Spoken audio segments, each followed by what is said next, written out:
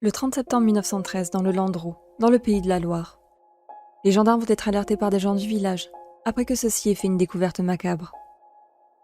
À leur arrivée sur les lieux, ce n'est pas moins de 7 corps qui vont être retrouvés dans la ferme de la famille Mabi. Bienvenue à tous dans un nouvel épisode des Petites Histoires Sinistres. Aujourd'hui, je vais vous parler de l'affaire Marcel Rodureau.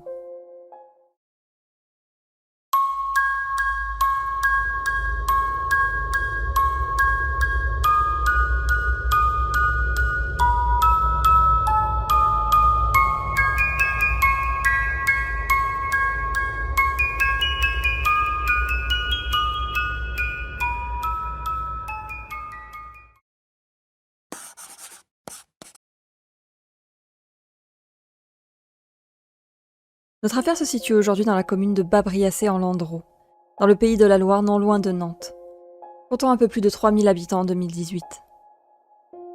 La famille est composée de Jean-Marie Mabi, le père âgé de 42 ans, de Madame Mabi, âgée de 38 ans et enceinte de 7 mois au moment des faits, de la mère de Monsieur Mabi, âgée de 79 ans, des enfants Marie, Henriette, Pierre et Joseph, âgés respectivement de 8 ans, 7 ans, 4 ans et 2 ans.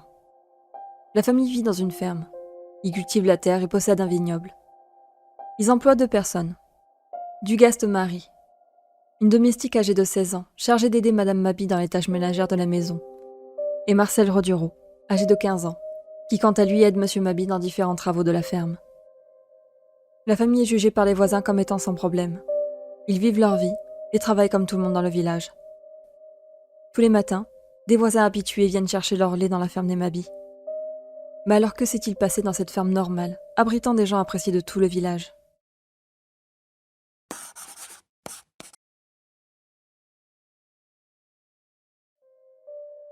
Le 30 septembre 1913, aux alentours de 7 heures du matin, Madame Durand, une voisine habituée à venir chercher son lait à la ferme des Mabi, se présente devant la porte mais trouve toute porte close.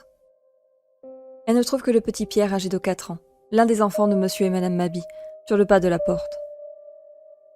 Le petit garçon est en pleurs. La voisine va alors naturellement lui demander ce qu'il ne va pas. Le petit garçon répondra entre 2 sanglots que sa maman est à l'intérieur de la maison et qu'elle saigne.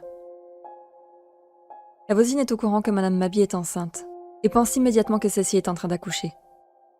Elle finira par partir sans demander son reste et racontera à un voisin la petite anecdote. Ce même voisin se présentera à son tour au domicile des Mabi pour prendre des nouvelles. En s'approchant de la maison et en regardant par une fenêtre, il va découvrir Madame Mabi et Marie Dugaste, la domestique, baignant dans une mare de sang. Il va immédiatement prévenir la gendarmerie du village. À leur arrivée, les gendarmes vont découvrir un véritable bain de sang dans le domicile des Mabi. Les 2 femmes ont eu toutes les 2 la gorge tranchée. En explorant le reste de la maison, ils vont découvrir dans les chambres la grand-mère et 3 des 4 enfants qui ont connu le même sort funeste. Monsieur Mabi sera quant à lui retrouvé dans le cellier, portant les mêmes blessures que le reste de la famille. Seul le petit Pierre âgé de 4 ans aura survécu, en restant silencieux pendant le massacre. Toutes les victimes portent les mêmes blessures, provoquées par une serpe. Toutefois, une personne manque à l'appel. Marcel Rodureau, âgé de 15 ans, n'est pas là. Les soupçons vont immédiatement converger vers lui. Il va être arrêté peu de temps après sans aucune résistance, alors qu'il rentrait tranquillement vers la maison de ses parents.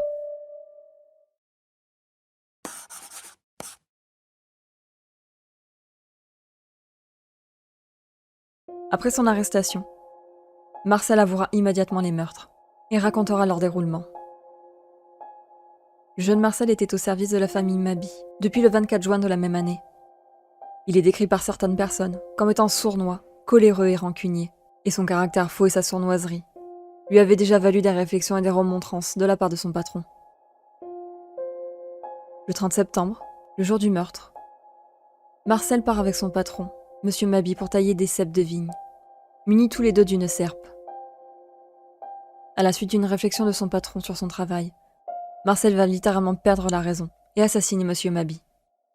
Pris dans sa frénésie, le jeune garçon va retourner à la maison des Mabi, avec l'intention de continuer son massacre. Il y trouvera la domestique, Marie Dugaste, dans la cuisine, et lui fera subir le même sort qu'à Jean-Marie Mabi. Madame Mabi entendra les cris de sa domestique, et en entrant dans la cuisine, Marcel l'assassinera à son tour. Pour ne pas laisser de témoins, Marcel continua sa tuerie, en montant à l'étage et en assassinant la mère de M. Mabi, et 3 de leurs enfants, dans leur lit et leur berceau. Marcel racontera ces faits dans le plus grand des calmes, sans éprouver le moindre remords pour les actes qu'il a commis. Ce comportement va encore plus choquer les gens du village, car Marcel n'avait aucun vice connu. Sa famille était appréciée, et entretenait de très bonnes relations avec la famille Mabi.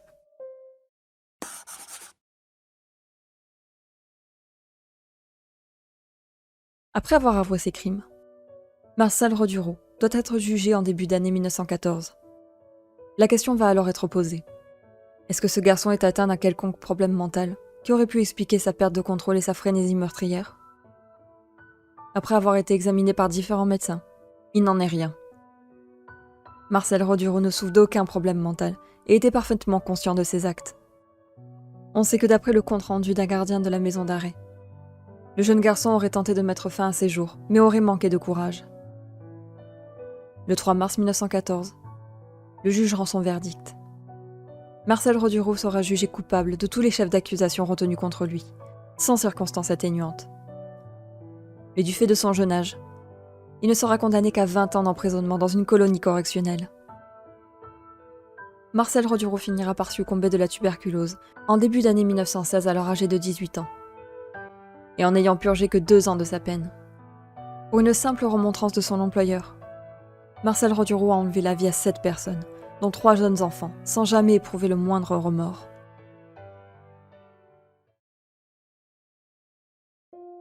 C'est la fin de cet épisode des Petites Histoires Sinistres. Comme d'habitude, n'hésitez pas à me donner votre avis en commentaire, je serai curieuse de vous lire et de vous répondre. Je vous dis à très vite pour une nouvelle vidéo, et d'ici là, jetez toujours un coup d'œil par-dessus votre épaule.